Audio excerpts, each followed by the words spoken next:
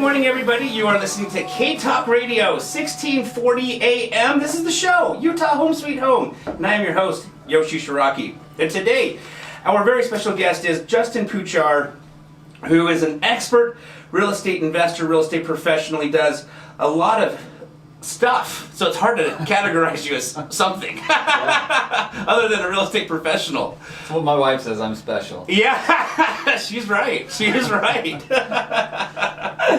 Well, excellent. So today I invited Justin in because, you know, this market with the Covid-19, the coronavirus, is changing on a daily basis, and having access to people who are in the game every single day, playing the game every single day, seeing the changes that happen every single day is so valuable. There's a lot of people in real estate. Some are more active than others.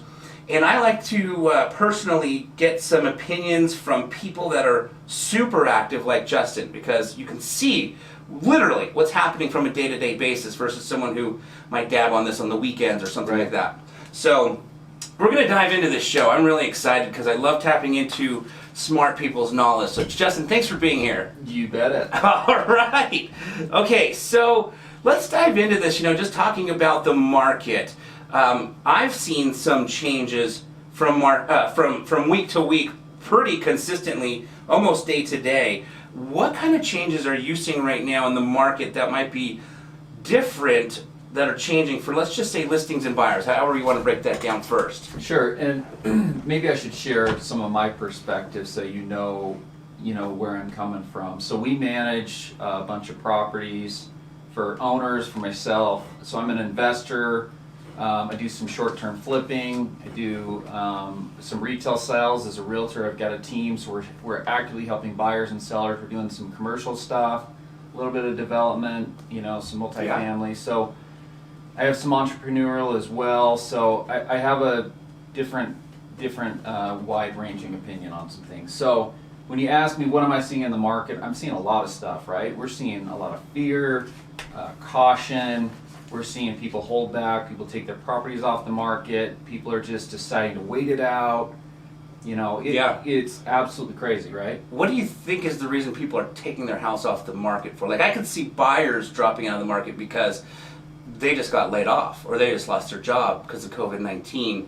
Why do you think sellers are taking their house off the market? Well, think, if you're high risk, if you've got an autoimmune disease, if you're high risk or older, you don't want people in your home. You don't want to have an open house, people shuffling through we don't even know fully how this disease is transferred, right? Is it airborne? We start to see mass. Right. I mean, there's a lot of reasons why people are having fears, and I would say they're valid, right? Absolutely. Like fear is fear, so right? Unknown. And we don't know what's going to happen, but we are seeing a pandemic here. Exactly. Yeah, no, I totally agree. They say anything in general that's unknown creates fear. You know? Absolutely. So if you've never jumped out of a plane, there's probably a little more fear than someone who does it all the time because they know. So yeah, this has definitely created, for sure, fear. But even when you're going to jump out of that plane, there's still a little bit unknown. Is my shoe going to open, right? That's right. That's right. That's true. Have you ever jumped out of a plane? I've done it twice, yeah. Yeah? That's awesome. It's all right. My wife actually surprised me and took me up for the second time. We did it on my 40th birthday, so that was pretty cool. That is pretty cool. Wow. Yeah. And then your first time? We did it in Canada in college. So really? Cool, yeah. That is really cool. Static line jump where you don't need somebody on your back. It was pretty crazy. So actually that brings up a quick story, right? Yeah. They give you like maybe 5 or 6 hours of training how to jump out of the airplane and how to turn the chute and how to land. Yes. So they have you on this radio. There's a guy on the ground and he's, you know, my number was like 3. Yeah. So he's like, number 1, turn. Number 2, turn to the left. Land. Well, the radio went dead when he's like telling me how to land, and so I was just going back to this brief few hours of training. I'm tugging left, tugging right, trying to land into the wind. I landed like 3 fields over, but it was okay. That's amazing. The unknown, right? The unknown. That's where we're at right now with this pandemic. That's where you were with the jump. That's incredible. So wait, you weren't tied to anyone on your very first jump in your life? Correct. I didn't know that was even possible. They call it a static line jump. Maybe that's why we did it in Canada. I don't know. That's incredible. Wow, very, very courageous. So you bring up though, we bring up uncertainty, right? Absolutely. Like, this is one thing I've learned about myself in the last few years. Yeah. I am okay with uncertainty. I actually thrive in uncertainty. Nice. So I'll give you an example how I know this. Okay. Last year, I started to learn this, about myself a few years ago. Last year, we went to Europe, Yeah. right? Yeah. I went a week before my wife, right? Because Okay. I did some training over there with a buddy, Yep. some self-development, and then she was flying in. We were going to spend 2 weeks touring around. So we're in Netherlands, and we were planning on going to France. We didn't know in between. Uh-huh.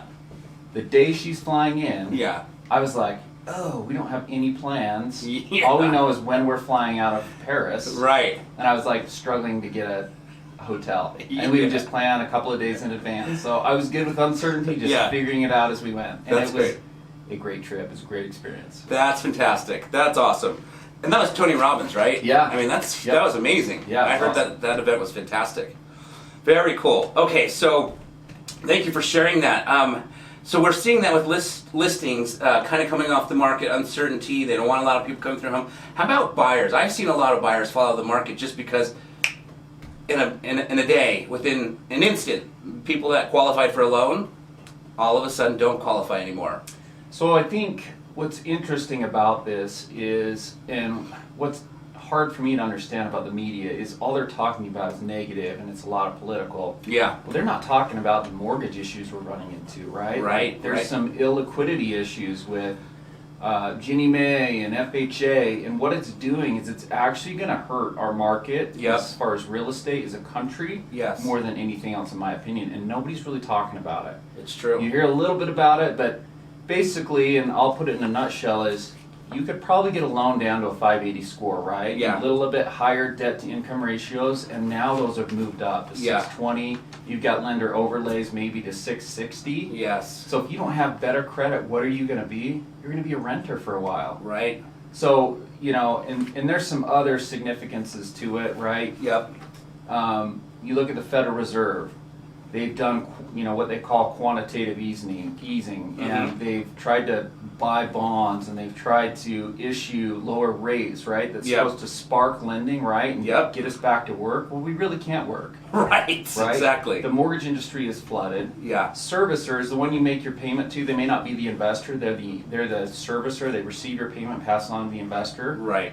Well, their payback period's about 3 years for them to profit. Wow. So these lower rates are causing people to refinance faster. They're losing money, Yes. which is causing stress. So I'll put it in a nutshell. We have a buyer yesterday. We go under contract for. He's a veteran, Okay. great guy. We under contracted $590,000. And the reality is, when we go to lock his loan, Uh-huh. rates were excellent yesterday, right? Yeah. Yeah. The rate sheet is crazy. They're charging him 3.5 points to lock his loan. Wow. So let me help you understand that. And it doesn't matter whether he's getting 3.25 rate Yeah. or 4%. Wow. It's all the same. Yeah. So can you imagine having to buy a home and it costs you over $20,000 Gosh. to No close kidding. on it, right? Seriously. It's ridiculous. And so,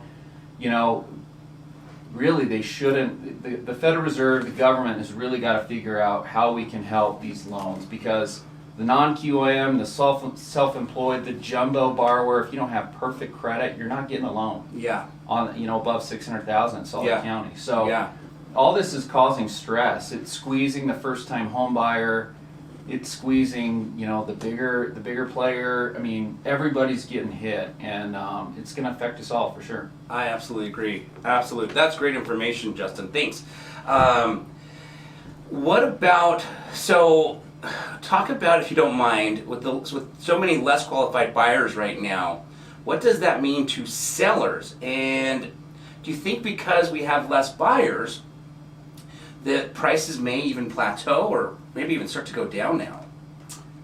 You're asking me to pull out my crystal ball. Yes, please. And, I'd love to tell you exactly what I think, and anybody that can give you some, exact estimations, I think you just can't trust that person. Right. I think I'm preparing for the worst, and so I'm probably preparing for a 5% reduction. Okay. I don't know if that's possible, because I still look at our Utah market when we go back to work, and hopefully that's next month. Yeah, seriously. Maybe we're back in June, but let's talk about the market for a second, because I don't think we're just going to turn it back on and everybody's going to start going out to eat. Right. And everybody's not going to want to go to, let's say the NBA's back in. Do you think Yeah. you're going to want to go to a stadium and be with 20,000 other people? Right. And be shoulder to shoulder in the hall? Yeah. I don't think it's going to happen. And you may not want to be in a movie theater with 250 people. Yep.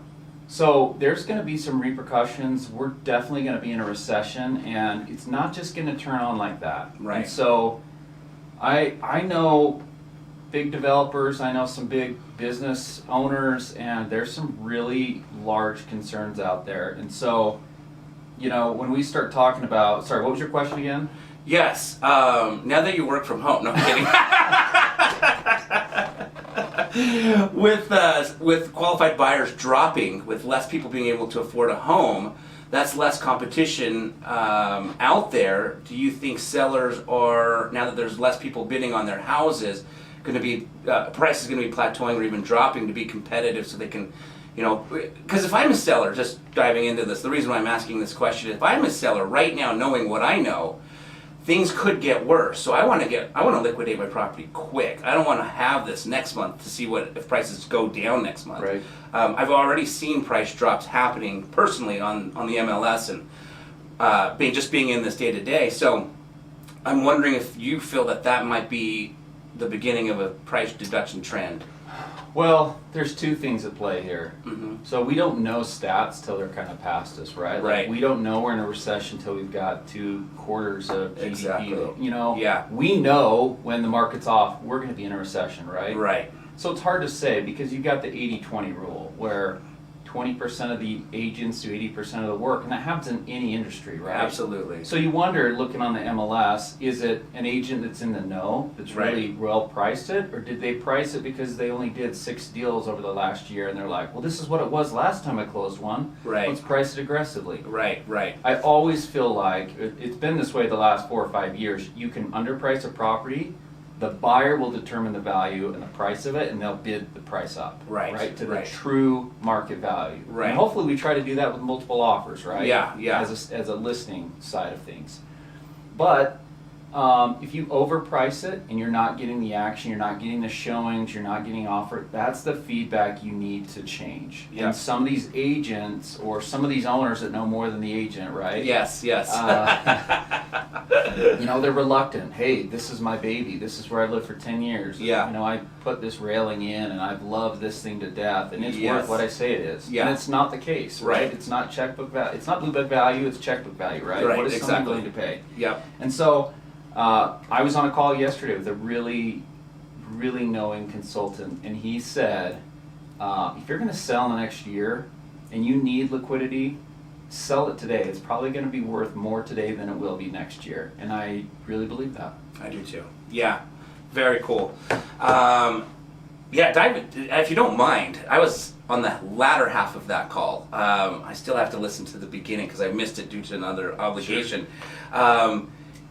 That gentleman that you're referring to that was on the call is hired, if we could take this a step further, I know he's like an economist that's hired by major corporations like Home Depot to provide data to these massive companies so that they can get data to basically make decisions.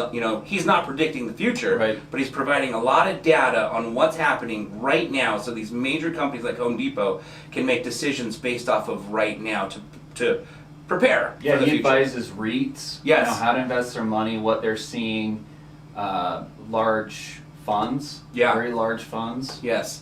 He has a massive company too that basically all the employees, that's what they do all day is research the market, right? Yeah. Okay, cool. I just wanted people to know that this call that you were on was from somebody, because I was on the call too. Well, what's interesting, and we can touch on that, is we look at stats, right? Yeah. And we get stats in our email, or we can pull stats, but they're often 2-3 months old, right? Before they can really quantify them. Yep. I'm going off what I'm seeing, what I'm feeling, right? Because my foot is either on the gas or it's on the pedal. Right. And 2 weeks ago, we're getting multiple offers. Yeah. Our showings are way up. In Yeah. the last 2 weeks, I'm not getting any multiple offers, and they're well-priced homes. Right. Really, I would say superior conditioned homes. Yeah.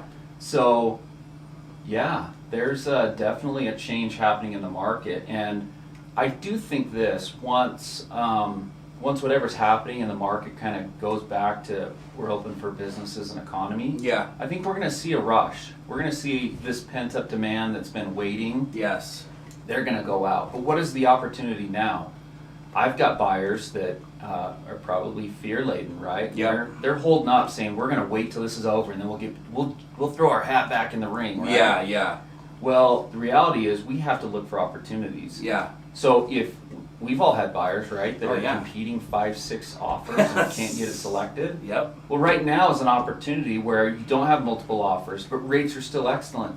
Go do it now, right? I agree. And some agents don't want to do it, right? Yeah. Maybe you need to get a new agent. Yeah, yeah. I've literally I'm working with some clients right now. For the last, I don't know, 4 weeks, we've submitted, I don't know how many offers that we've got outbid. Last week we submitted an offer and there was no other offer on the table except for ours. So we're actually countering back and forth because we're like, well, if there's no competition, we might as well go for something, better than asking price. Be aggressive. Yeah, yeah. So it's a really interesting time to be a buyer, like Yeah. you're just kind of saying. Yep. So you're working from home a lot now, probably. I'm assuming. I am. Okay. How has that been? Working from home, because I know you're an office guy. You have young children, and so how's the transition from working from home? Do you think you'll keep doing it? Have you gotten to like it? Dude, it has been really interesting. I worked from home before I had kids for about a year, and I absolutely hated it. I like being around people. I want to see deals happening. I want to communicate with people. Yeah. And I've actually really enjoyed it. And That's awesome. my kids will come and interrupt me only a few times a day, but Yeah. dude, it is so awesome to hug your kid. I agree. Or to take a break and just help them ride their bike around the circle or something. So this is what I've loved, and I think this is what we have to do, is we have to embrace the realities. It's a new world.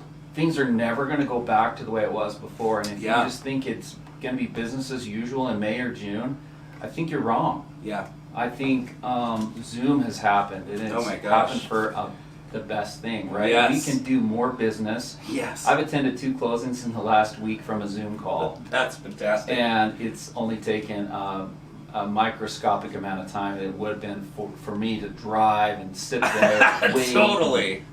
So it's awesome. So I've seen my family life has improved, honestly. Yeah. My wife likes me being home. Yeah. I'm not sure why. Yeah. Even if I'm holed up in my office, but we're getting along better than I would have expected. My internet's had some dips, right? Comcast can't quite figure it out. Yeah. But I really believe it's happened for me. It's not happened to me. Yes. And I'm just embracing the change. Here's some other things it's done for me. It's helped me strengthen my mind, Yeah. right? Yeah. There's less distractions. There's no sports. Oh my gosh, I'm seriously. watching very little TV. So I'm reading more books. I'm applying more of the content that I've read over the last couple years. So Yeah. And here's the best part. Zoom doesn't know if I've showered today. Yeah.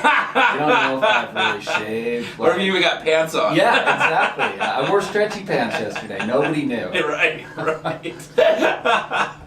Oh, that's awesome. I've actually been doing a lot more studying myself, just because, like you said, there is extra time. Just your commute's an extra 20, 40 minutes a day, right? That's extra 24 minutes I get to study. Just out of curiosity, what are you studying right now? Or reading? I just finished a book called The Big Leap.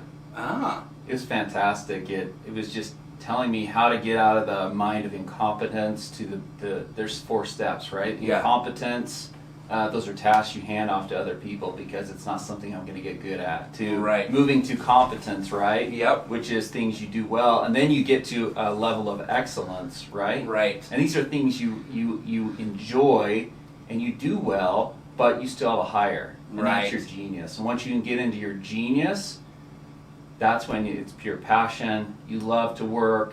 Time passes with ease.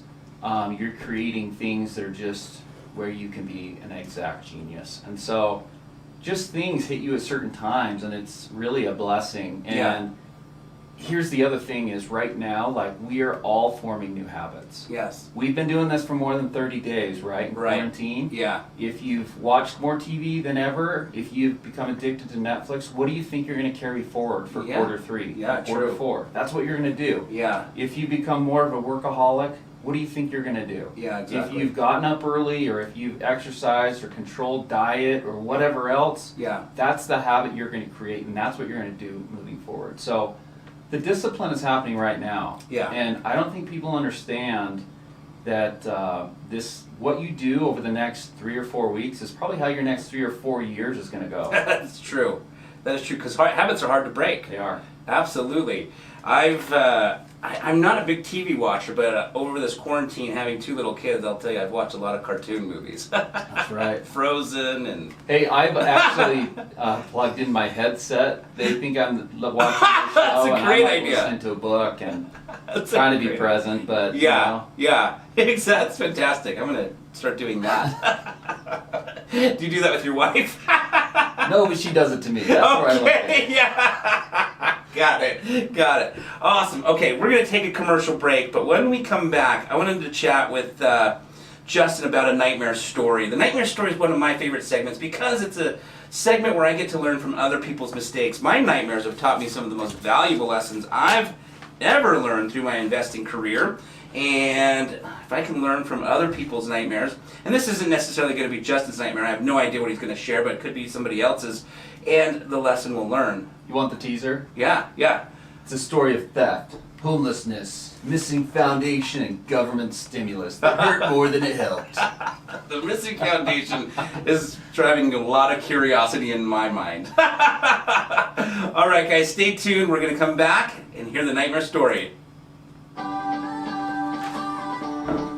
With smartphones and technology making life a little easier, the Snap Leash has also been designed to make life a little easier for you and your pup. Whether you're out on a stroll in the park, or possibly a walk through the city, or maybe even a hike up in the mountains, the Snap Leash is the perfect leash for you. The Snap Leash can easily and conveniently convert into 7 types of leashes, making the Snap Leash the most convenient leash in the world. What other leash do you know that has 7 leashes in one?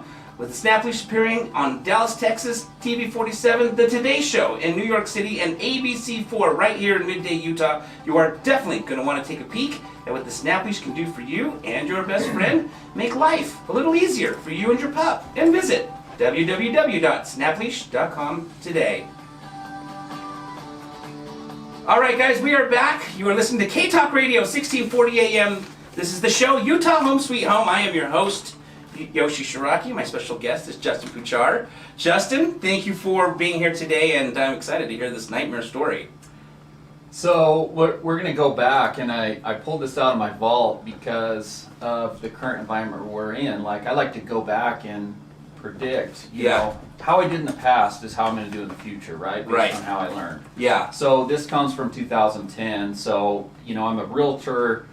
So there's a combination of realtor and investment. Okay. So I bought this house to flip, and I was actually a little nervous about it. So I asked one of my friends, a really good investor, and I said, how do you equate this? And he used baseball terms. He's like, it's better than a single, so it's more like a double. It's not a home run, but, you know, as you go to the Hall of Fame, you hit a lot of singles, a lot of doubles. So this was a little bit better, right? Yeah.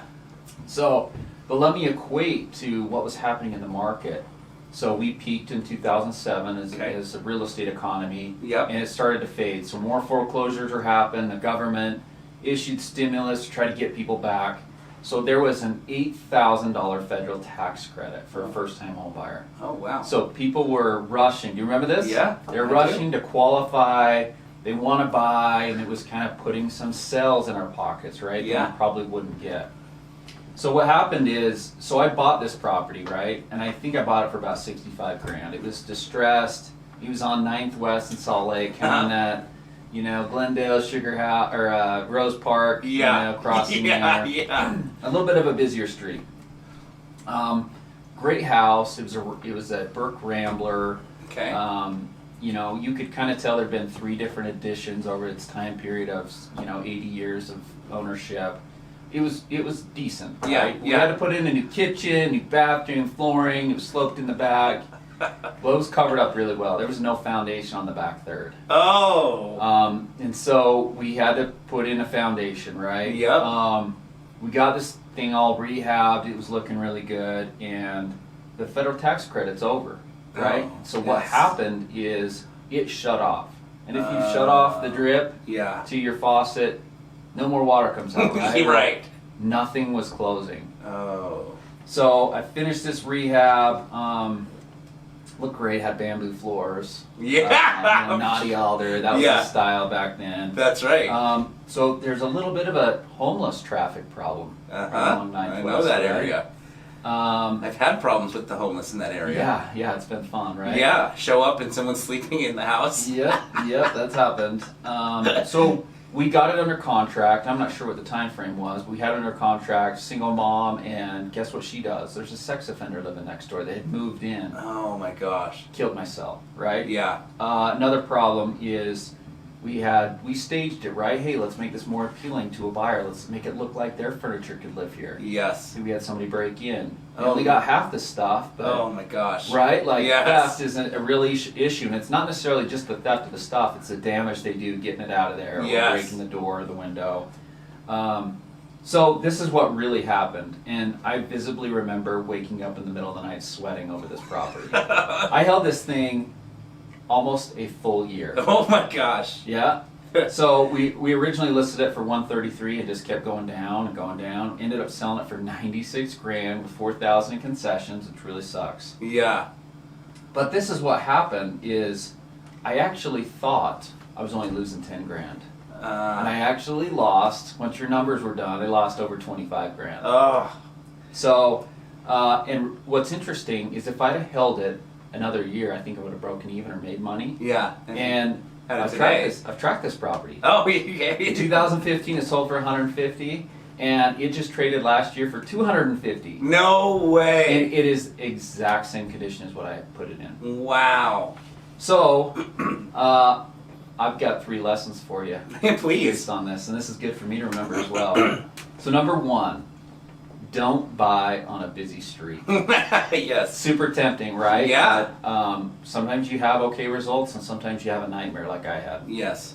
Number 2, time kills and it heals all deals. Nice. So that time frame really hurt me, right? Right. But if I had had a different perspective, it would have earned out, right? Yep. If I had turned it into a rental or whatever else, it would have been Yep. okay. Lesson number 3: once you're in a hole, reevaluate your escape plan. So for me, I like to go into an investment very singularly purposed. So for lack of a better term, I burn the bridges, right? Right. This is the only way I'm going. Yeah. And it typically works out for me really well. But if you get down a hole Yeah. and the game changes for you, it's okay to reevaluate and make a new escape plan. And I think if I would have done that differently, Yes. it would have worked out better. If you could go back and do it again, knowing what you know now, knowing it just traded last year for 250, would you have converted it into a rental and held it all this time, even though you've remodeled it for a flip? But you just said the condition's the same. So knowing what you know now, you think you would have just stuck it out? I want to say yes. I would have turned that into a rental and kept it because I think it would have been fine. Here was the other caveat to it. I had, 125 grand sitting in it. Yes. Cash, right? Yes. And so what I wanted, and I visibly remember, is I wanted my money back so I could do about 3 other deals. Yeah. So I made other money Right. on other opportunities. Yes. And so it was just, it was holding me up from a missed opportunity category. Absolutely. And had you held it, you probably would have lost more than 19,000, or 25,000 you said, right? 25,000 Yeah. would have lost. An opportunity cost, you would have lost more than Right. 25,000 had you held it So probably. in a better terms, the financial markets were in a dump too. Yeah. So if I could have refinanced it and kept it, I should have done that and invested Yes. my cash in other things. Yes. Right. Yeah, very cool. Did you look into refinancing back then? That was 10 years ago. I'm pretty sure I was in a pickle. Yeah. Or that I couldn't finance it. Right. But, it was 10 years ago. Yeah, absolutely. I don't know if you know this, but I had a similar story in that I had the next door neighbor that was like the next door neighbor nobody wants when they're trying to flip a house. Yeah. Oh, I've had those. I went under contract and lost my buyer 6 times. 5. The 6th one finally closed. And the reason the 6th one, in my opinion, finally closed is because in between the 5th and the 6th, the next door neighbor got foreclosed on and officially got evicted from the bank. So then the house was vacant And because it was vacant, the sixth buyer, when they went to do their home inspection and show up, they realized nobody was next door, where the other 5 realized who was next door, and I lost 5 buyers. Same thing, price reduction. I think we were projected to make 30 grand on that, and we walked out with like 6. Yeah. And I was just grateful. Hey, your neighbors really do impact your value. I've mowed neighbors' lawns when I'm trying to sell a house. Yes. There was a neighbor, I told him, I had bids, I was gonna pay 5 grand to paint his house. Oh, It wow. looked like White Castle. Yeah. With all the paint like coming off. Yeah. It was atrocious, and that was the biggest feedback we got. Wow. Did you do it? We were almost ready to, and then we went under contract. Oh, that's good. All right, we have a mutual friend who almost did the same thing with the across the street neighbor, and it was a higher end neighborhood, Mill Creek, if you could imagine. Actually went and saw it. Maybe I don't know if you saw it, but they had the living room had a glass floor. Oh yeah. Okay, yeah, so you know who I'm talking about. So this glass floor across the street, same thing, neighbor, terrible. And this individual told me, he's like, dude, we're gonna probably pay to get that house cleaned up and painted. Yeah. Yeah, it impacts. Yeah, and they ended up not having to at the last minute either. Somebody ended up picking it up. But that glass floor was pretty cool, huh? Yeah, for sure. So, Justin, is now a good time to invest, in your opinion, then? I am an opportunist. So what I love about this little blip we're having with the virus is it's causing people to get off the fence. So if they're gonna sell, it's maybe saying, hey, let's just sell now versus wait till August. Yeah. If it's causing people that really can't afford their home, maybe it's causing them, hey, I gotta get cash. If it's an investor and they're like, I'm less liquid than I'd like to be, it's causing them to throw some inventory back in the market, and I think that's a good thing. So from an opportunity standpoint or a primary buyer, my advice is really the same. Plan on a 10-year strategy. Yeah. So in the last recession, I was carrying about 20 or so rentals. Okay. And I had a friend that sold everything because he's like, no way, I'm not going to get stuck with these. My plan was always to carry them or hold them for more than 10 years. So I wasn't worried. They cash flowed. Yeah. They had financial metrics that were appealing to me. So I was like, I'm not really worried. This is going to provide some income and some growth through it. So I had a 10-year perspective. I really wasn't worried about the last recession, right? Right. Now, it did impact me for sure. It impacts everybody, just like the virus is. Yeah. But if you have a 10-year perspective, Yeah. today is phenomenal because the debt is extremely affordable. Yes. You can buy in the 3 or the 4%. That is phenomenal. The name of the game is cash flow. Right. So the banks are not giving you a loan if you can't legitimately qualify. Right. So don't worry about that, right? Yep. And they're going to make sure you have reserves. Keep your reserves, right? Let's not run everything down. Let's not over leverage ourselves. Right. Exactly. Let's talk about cash flow. If you don't mind, is rental income as sure of a thing as we thought it was? I mean, with this COVID-19, you know, there's some things that you can always count on, like death and taxes. Yeah. You know what? And up till 6 weeks ago, I would have said, you know what, cash flow is a sure thing. Rental income is a sure thing. Well, who knew the CARES Act, the governor are going to come and say, you potentially don't have to pay your mortgage payment or your rental payment. Right. That threw a wrench, right? Yeah. Think about commercial real estate.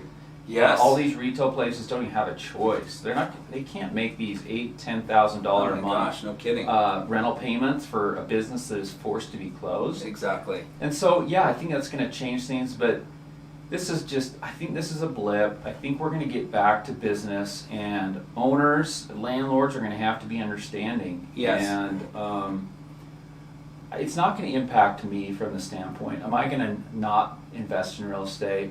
I still am. Yeah. It's going to get back, and but it's going to hurt a little bit for everybody. Absolutely. It'll always come back. That's the beautiful thing. So it's not as a guarantee as much as I thought it was. Yeah. But I still think it's an extremely solid play. Yeah, and you know what's a good lesson from all of this is that we just have to be prepared for the unknown, right? Like that on that call yesterday, the guy made a great point. Nobody expected September 11th.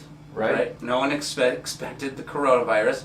So over leveraging, like you said a second ago, to ramp up to the next level, because I know a lot of us are tempted to, and a lot of investors do it. They over leverage themselves to get to the next level, to go Yeah. bigger. And then, if you're not prepared for the unexpected, September 11th or the coronavirus, then it can literally wipe you out. And instead of going up, you go down. You know what? Everybody's had to do that, right? Like Yeah. your first investment, you're like, this is all my eggs in one basket. Everybody has to do that at some point. Yeah. But once you start to get, and you start to make some money, you accumulate some wealth, like, you have to take precautions. I've got staff, right? Right. They have families. Yeah. Like, I would feel like the biggest piece of crap if Yeah. I can't afford to pay their mortgage. Or, I'm sorry, no, I'm not. this is Wait, not I want to true. work for you. Yeah. If I can't afford to pay their paycheck, right? Like, Right. Like, the last recession taught me you've got to have a lot of reserves. Absolutely. And here's the other thing. Like, I went to college. Some people don't believe in college, and that's great, right? But Yeah. I think all college does, it teaches you how to learn. Yeah. You've got to keep learning. You've got to keep investing in your education. And I've done that. And one of them told me, hey, 2 years ago, winter is coming. Well, guess what? Winter happened, Yeah. right? Yeah. In the form of this virus. Right. And if you weren't prepared, if you didn't have cash, or if you don't have cash, maybe you can still rectify it. But once it hits, the time for preparation is over. Yeah. You're either ready or you're not. Exactly. Now you're just reacting instead of being That's planned. right. Yeah, absolutely. Just out of curiosity, then, I'm like you, where we're always going to invest no matter what the market's doing. Where there's an opportunity somewhere, we just got to get a little more creative, or we just got to find it and figure it out. Just out of curiosity, right now, what are you shopping for? I am being more cautious. Mhm. My buy box is scaled back a little bit. Maybe I'm not as optimistic in what's going to happen. And so, what's interesting is when you invest or you develop something, you're planning on selling, maybe it's in 6 months or a year. You're trying to predict what's going to happen. And so, I'm going to be a little bit more conservative on my buy now. Yep. And so, if I'm scaling that back 10% or 15% or whatever it might be, I'm just not planning. That's why I said I'm planning on the market maybe going down 5% in the future. Yeah. If it doesn't, great. I hope it doesn't. Yeah. But if it does, then I'm cautiously optimistic. Perfect. What did the last recession teach you that you're now accounting for being prepared for the future? That's a great question, Yoshi. I'm glad you asked me that. Yeah. It taught me that when you're going to scale, you've got to scale to be better, not just to be bigger. I like that address. We've had the wind at our back for a number of years, right? Yes. And it doesn't matter whether you're in stocks or real estate or you got a financial planner. Yep. Everybody's killed it the last few years in the stock market, right? Right. Well, we're going to figure out who are the really good advisors, whether it's in real estate or finances, because they're going to help you cover your losses, or you're going to invest more money to make some back. Yep. And we're going to really separate the wheat from the tares, right? Right. And so we're going to scale in a different way. But another thing it taught me is diversify. Like, I was just heavy on investing. And Yeah. so 10 years ago, I'm like, look, I'm going to get better at helping sellers sell and buyers buy. And that's an income stream for me. So I've developed multiple income streams that help insulate me no matter what happens in the market, whether it's entrepreneurial Yep. or property management or whatever. Yep. Yep. I love it. Okay, perfect. We're going to take another commercial break, but when we come back, I'm going to be asking Justin if he thinks that another foreclosure boom is on its way, and I also want to ask him his advice on getting ahead if the market does fall. Wherever there's a negative, usually there's an opportunity for a positive, and I know I'm preparing for that. I want to hear what Justin has to say, so don't go away. We'll be right back.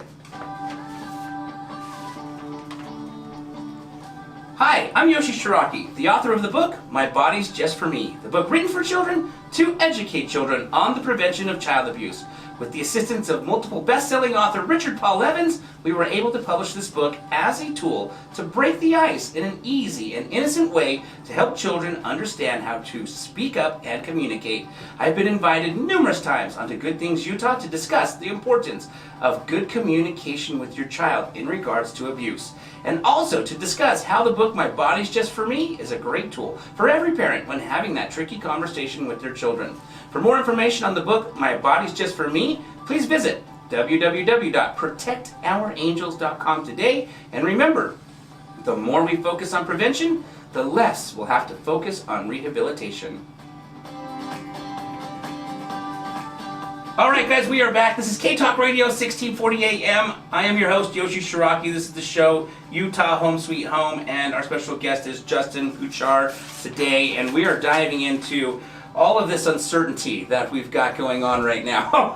It's been quite the ride, quite the experience.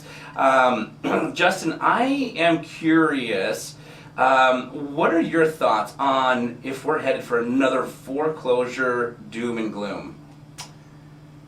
Great question. I would say this, if people are not making their payments today, well, let's say the last 10 years, everything's been full documented, really well underwritten. On top of that, we've had a ton of appreciation. Yes. So really, if you stop making your payments today, chances are you've got equity in your property you could sell. Right. It's not, foreclosure is really for people that don't do anything, or Yeah. sometimes they're underwater and they can't do anything, their hands are tied. Yeah. Or their property's gotten beaten up, they've lost their job, and they're just in a pickle. Yeah. So I would say most people would be able to sell and still make money even if they're not making their payments.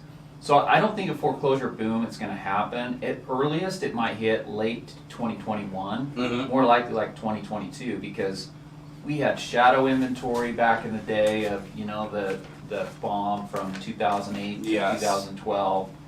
And foreclosures were still, bank-owned properties were still occurring up really through the majority of 2015. So it spans years out. Right. So I kind of don't think we're going to have a big foreclosure boom. The opportunity side of me says, yeah, we'd love it. Yeah. I'd like it because there's opportunity there. Right. There's more money made in a down market than an up market, right? Right. When there's blood in the streets, that's when you buy. Right.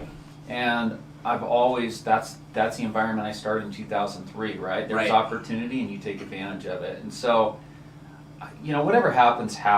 I'm just going to be prepared and ready to reinvent myself to whatever's available to me. Got it. And I totally agree with you. There's so much equity right now, people who purchased a long time ago, that if you found yourself where you can't pay your mortgage anymore, you could just sell it and come out of it A-okay. Right. What are your thoughts, though? This is where I'm wondering, and I don't think it'll be quite a boom, but the guy who bought in the last 12 months, maybe 8 months ago, right? And he doesn't have a lot of equity. And there's a whole bunch of these people. That's true. Now all of a sudden they lost their job, and there could be a cycle of about a 12-month period of a lot of people maybe going into foreclosure. True. That's a great thought. Yeah. It depends on what you can do. There's forbearance agreements, there's loan modifications. If you really want to keep it, if you got back on your feet, your job's good, more often than not, I think the bank's willing to work with you to do it. It's the people that close off communication, bury their head in the sand, that you go and meet with them and they've got a stack of mail that's unopened, that's bigger than your hand, and you're like, there's people willing to help you. You've got to ask good questions, investigate, get somebody on your side. I meet with people all the time about foreclosures or pending foreclosures or pre-foreclosures, and my philosophy is simple. I want to help you regardless of whether I can make money. And so I have multiple people that come to me and I'm like, here are your options. Do you have somebody in your family that can lend you money? Do you have, forced savings or retirement account you go tap into? Yeah. Multiple people. Yes, go do that. Yeah. I'll follow up with you. But if you can do that and you can afford to keep it, please do. That's your best strategy. But the people that can't, this is a rental and they don't care anymore and whatever, or it's in such bad shape, they just want as much money and they're out, you have options. You just need to talk to the right people. Yeah. And I'm happy to consult, give you ideas, whatever. So, I just want to be a resource. And on top of that, I think what's so important about what Justin's saying is you don't want to wait till the last minute. Literally helping someone right now who, through a friend, referred me to help them because their house was in pre-foreclosure. I met with this individual. Turns out the foreclosure auction was in 3 weeks. There wasn't a ton we could do. I mean, we couldn't even put it on the market at that point. He did have a little equity. But ironically, because of this COVID-19, his auction has now, was supposed to be at the end of March. We're now in April 18th. It's now been pushed to July because of COVID-19. So now, thankfully, we have some time to work. I'm negotiating a short sale right now on his behalf. We've also got it listed. But if it wasn't for this COVID-19, his house would have already been gone and sold at the foreclosure auction, because he was the guy who had the mail that was your hand, as a pile that's the type that's as tall as your hand. And he was the one who was ignoring the phone calls and the letters and till the very last minute. It is human nature when you're afraid, when you don't know, when the storm is beating against you, just tune it out, right? It procrastinate, to just not do anything because you don't know what to do. Right. And that's just human nature. And so if you know somebody that's in this phase, or you're worried about them, find somebody that can help them right away. Because words can really help. It's like we tell our tenants, if you've lost your job, if you can't make your rent payments, communicate with us. Let's work with you. Yeah. It's better to have us communicate than you just wait and just shut us out and turn your phone off. Exactly. Yep. Awesome. All right, great. So, Justin, advice. If you could give the listeners some advice on action items that they can be working on right now that would be helpful for them regardless if we go through a downturn or an upturn. And what I mean by that is, you kind of said earlier, and I agree with you 100%, that you have to be prepared before it happens. Once it happens, it's too late. But for those that didn't prepare, I still think that it's better to do something than nothing.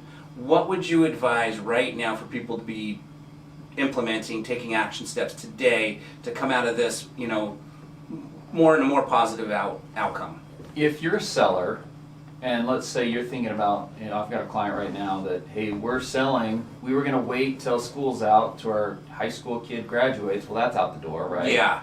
Now is probably as good a time as June. Okay. Let's sell now. Here's some advice for interviewing an agent, and here's a couple of questions you can ask them. And I think they're relevant to what's happening now. So number one, how can you ensure the sale of my home in an uncertain market? Yeah. Right? Yeah. Ask the question, see what their responses are. Number two, what are you doing to adapt to the changes that are happening in the next coming weeks? Because there are going to be changes. Yeah. And I don't even know what they are. Right. But if you haven't adapted over the last 6 weeks, do you think they're going to adapt over the next 3 weeks? Right, absolutely. Right? We've adapted a virtual home buyer program, a virtual seller program, right? Yep. We've 3D Matterport scans and virtual walkthroughs through YouTube, and we can do Zoom calls and things that can help eliminate some concerns. Yep. Things like that, right? Yep. Number three, what is your process and how does it set you apart from your competition? There's an interesting study that a lot of people, newer agents, they're worried because they don't have the experience. Well, stats show us the two most important things to a seller is that they're trustworthy and they're honest. Mm-hmm. So how do you demonstrate that, right? Right. I use this example for my sellers. I'm like, think of me as the airline pilot. Does the airline pilot come back and check on you and give you a blanket? Right. And do they serve you your soft drink or your adult beverage? Right.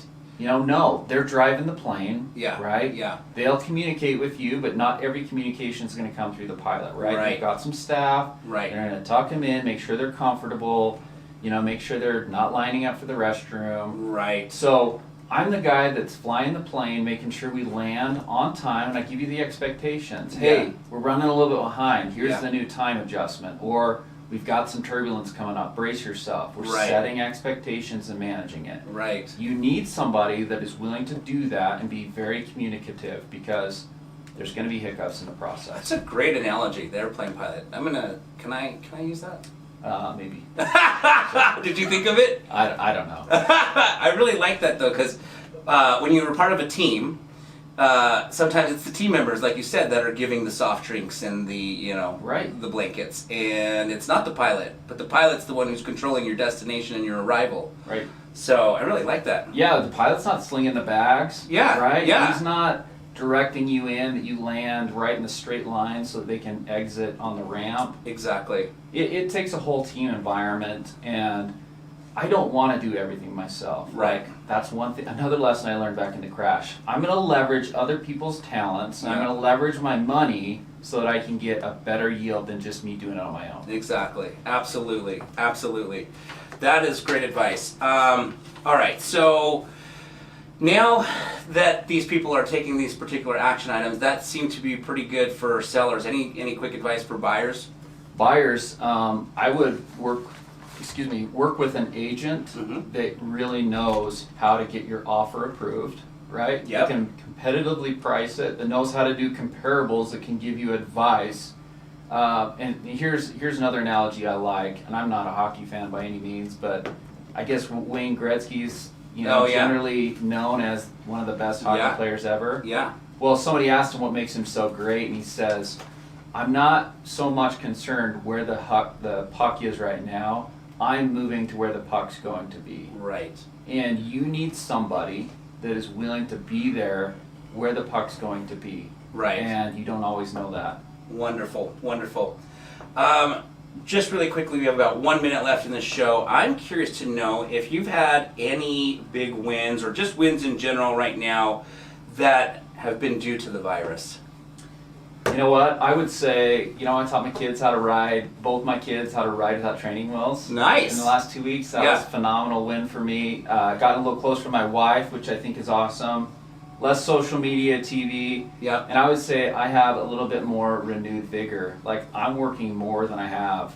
Working late, getting up earlier, just like powering through. And it's just, for whatever reason, this uncertainty has given me more excitement to get things done. That's great. That's great. And I wanted to ask you that because everything, like you said earlier on the news, is just everything's negative. But there's been a lot of positives that have come through being able to stay home, get closer to your family and stuff like, study, learn, do things that you've never set aside time to do before, but now you have no choice. Yeah, the news will find you. You don't have to be peeled to it for 2 hours a day because it's just extremely negative. So my wife will tell me the news. Wonderful, wonderful. Justin, how can someone get in touch with you if they'd like to? Yeah, I'm Keller Williams, Salt Lake. My number is 801-842-3737. Perfect. Justin Bouchard. Thank you, Justin, for joining me. Thank you, Yoshi. Yes. And for any of you who missed any part of the show, you can tune in earlier. We have our website at www.utahhomesweethome, where you can go to social media links and view all of these shows. We have them filmed and placed on our channel just for you. I hope you guys all enjoy the rest of the day.